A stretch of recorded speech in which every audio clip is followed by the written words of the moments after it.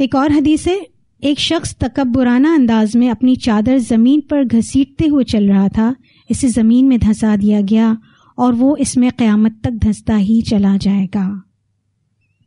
اسے صحیح بخاری نے روایت کیا ہے۔ اس سے پہلے جو حدیث ہے اسے مستدرک للحاکم نے ہی روایت کیا تھا۔ یہ جو زنا، ریشم، شراب، آلات موسیقی ہیں، ان سب کو حلال سمجھنا ایسے واضح حرام کام ہیں جن کی حرمت سے کوئی بھی مسلمان بے خبر نہیں ہے۔ سب کو پتہ ہے کہ زنا حرام ہے، شراب نوشی حرام ہے، اسی طرح آلات موسیقی اور موسیقی حرام ہے، مردوں پر ریشم حرام ہے، لیکن اس کے باوجود ہم دیکھتے ہیں کہ ہماری امت مسلمہ میں، مسلمانوں میں بھی اور نان مسلمز میں بھی یہ چیزیں ہم دیکھ رہے ہیں کہ عام ہیں۔ نبی کریم صلی اللہ علیہ وسلم نے خبر دی ہے کہ میری امت کا ایک گروہ آخری زمانے میں ان حرام چیزوں کو حلال کر لے گا۔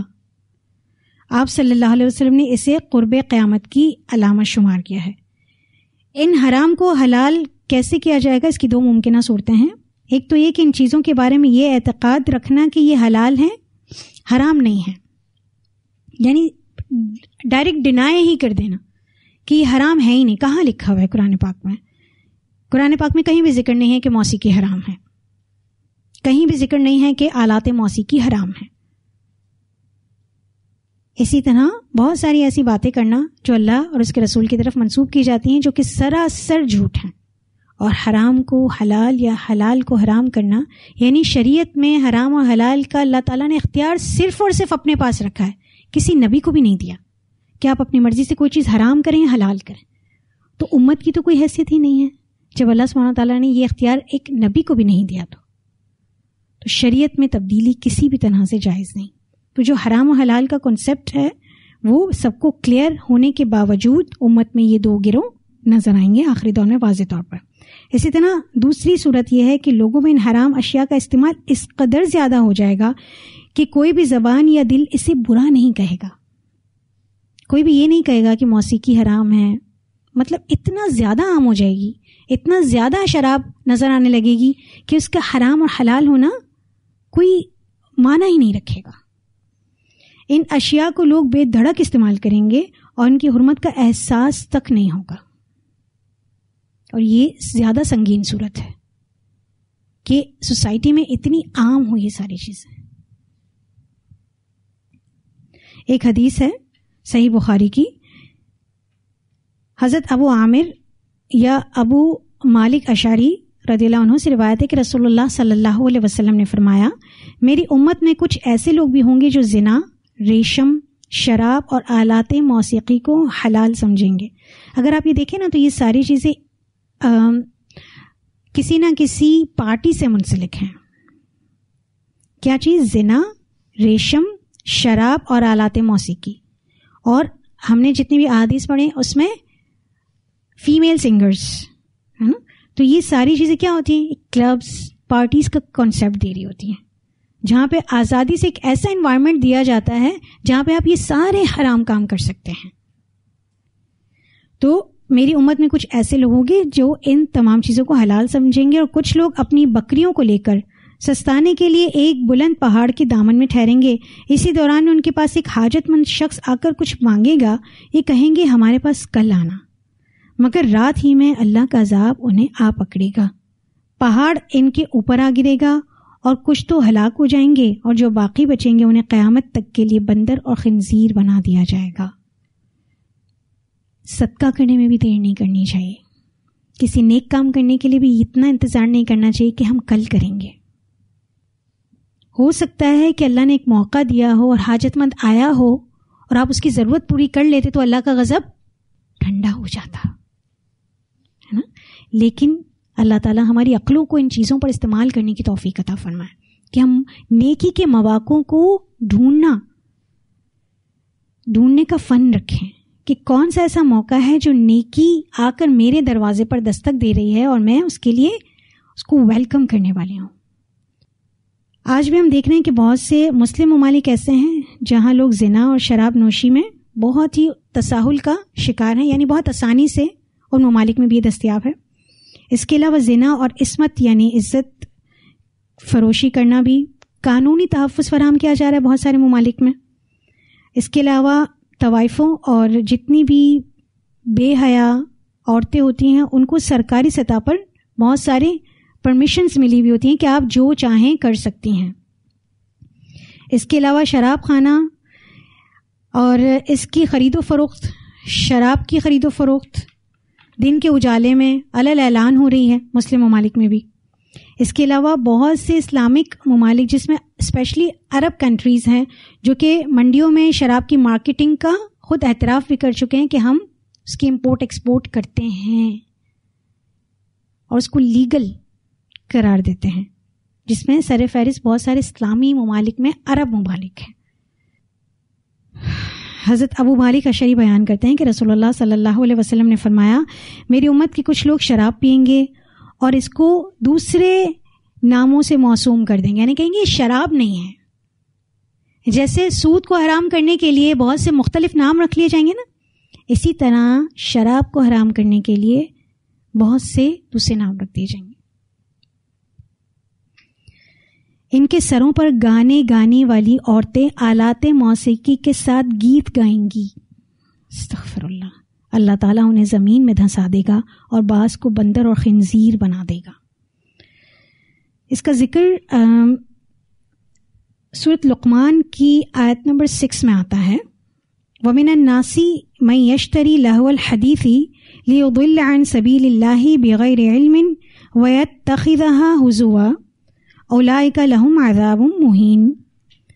اور لوگوں میں سے کچھ ایسے بھی ہیں جو لغو بات خریدتے ہیں تاکہ بے علمی سے لوگوں کو اللہ کی راہ سے بہکائیں اور اسے ہنسی بنائیں.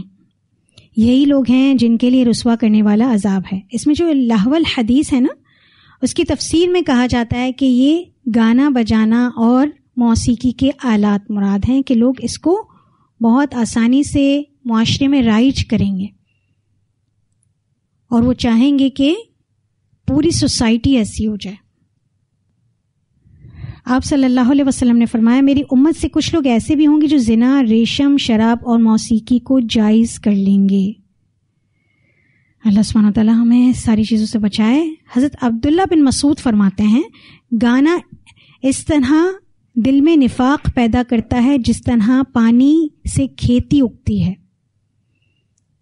کھیتی کو سیراب کرنے کے لیے پانی چاہیے ہوتا ہے نا، اسی طرح اگر گانا موسیقی سنتے ہیں تو دل میں نفاق پیدا ہوتا ہے. تو ان کا قول کیا ہے؟ گانا اس طرح دل میں نفاق پیدا کرتا ہے جس طرح پانی سے کھیتی اگتی ہے. تو موسیقی آپ دیکھیں کہاں کہاں آپ کو نظر آتی ہے، میوزک کہاں کہاں نظر آتا ہے، کہاں نظر آتا ہے آپ کو؟ ہر جگہ. کون سی ایسی جگہ ہے؟ بچوں کے ٹوائز سے لے کر ہمارے موبائل فونز تک. اور لوگ اپنے بچوں کو ایسے ٹوائز دلانا پسند کرتے ہیں جو میوزیکل ٹوائز ہوتے ہیں اور کہتے ہیں کوئی مسئلہ نہیں، میوزک ہی ہے نا. آپ لرننگ اپلیکیشنز دیکھ لیں، بچوں کی پوئمز دیکھ لیں. اسکول میں جتنی بھی لرننگ ایکٹیویٹیز ہیں وہ کیا ہیں؟ موسیقی پر مبنی ہے.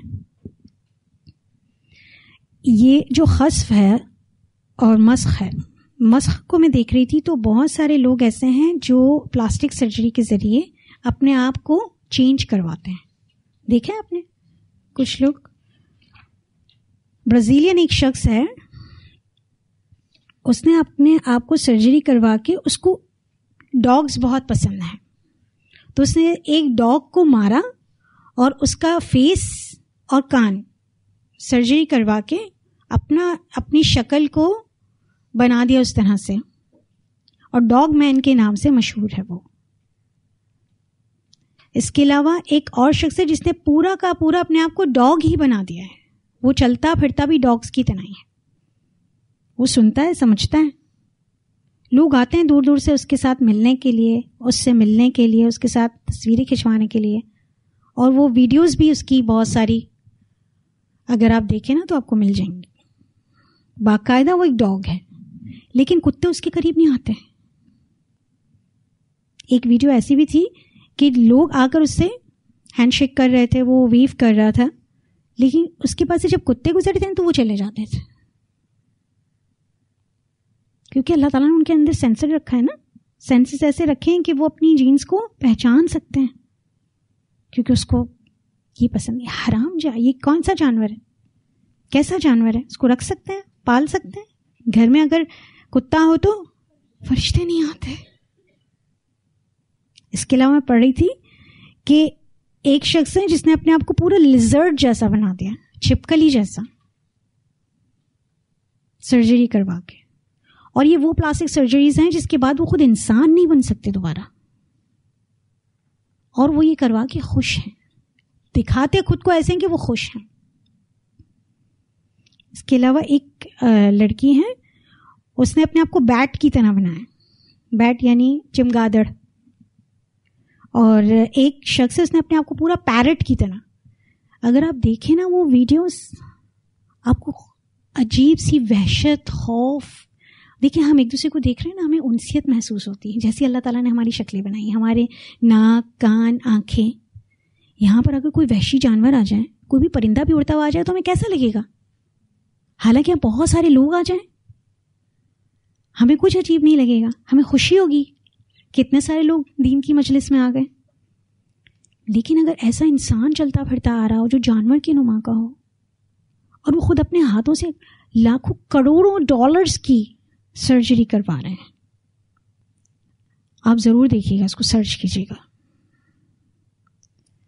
کیونکہ یہ چیزیں دیکھتے ہیں نا، اس کے بعد ہمیں احساس ہوتا ہے کہ اللہ تعالیٰ نے ہمیں کتنا خوبصورت بنایا اور ہمیں مسلمان بنایا. کافر پتہ نہیں کن کن سرجریز میں، کن کن چیزوں میں لگے ہوئے ہیں. دیکھیے لیزرڈ کون سا جانور ہے، مار دینے کا حکم ہے اس کو، ہے نا؟ یہ بن کے کیا کرے گا انسان؟ اور بہت ساری لمبی فہرست تھی.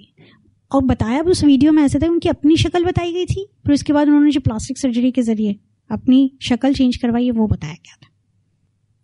اللہ کی بنائی ہوئی شکل اتنی خوبصورت تھی ان کی، اور ان کی اپنی بنائی ہوئی. آپ دیکھیں لوگ کہیں کہیں بالیاں ڈلوا رہے ہیں، آپ دیکھیں کس طرح سے اپنے بالوں کی شیپس دے رہے ہیں، داڑھی کا مذاق کس طرح سے کٹس کے ساتھ داڑھی ہے.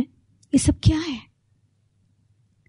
یہ عذاب کی شکل ہے نا، کہ ایک شخص ایک دن پہلے ٹھیک تھا، پھر سرجری کروا کے نکلا تو اس کی شکل بدل گئی. وہی بات ہے. اور بہت سارے لوگوں کو دیکھتے ہیں، ملنے جاتے ہیں. اللہ سبحانہ وتعالیٰ سے عذاب سے ہمیں بچائے.